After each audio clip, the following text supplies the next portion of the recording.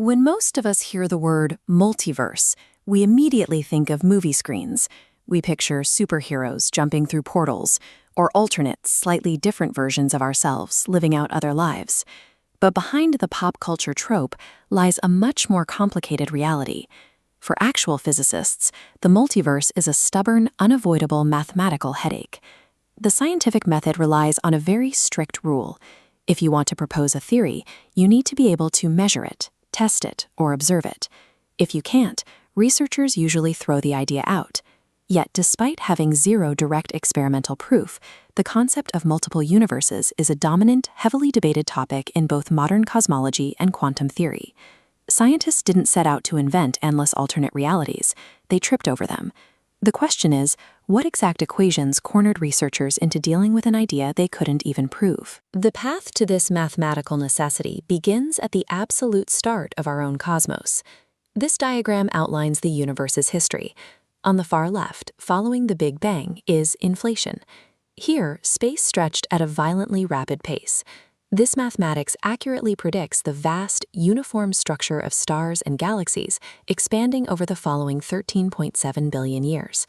But cosmologists hit a snag.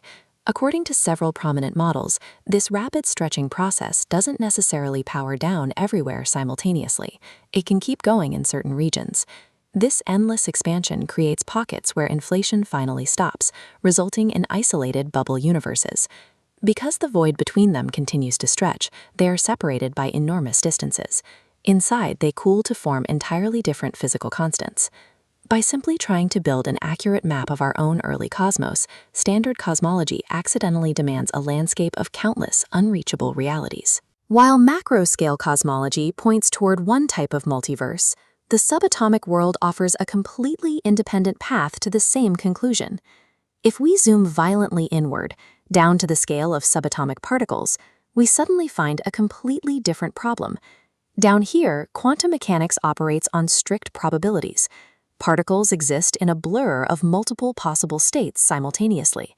It is only when we physically measure a particle that it settles into a single definitive outcome. The math describing this measurement process is famously difficult to interpret, which led to a controversial solution known as the many worlds interpretation. Instead of a measurement forcing the universe to select just one path, every possible outcome actually happens. This doesn't mean new pockets of space are ballooning far away. It means reality itself is continuously fracturing.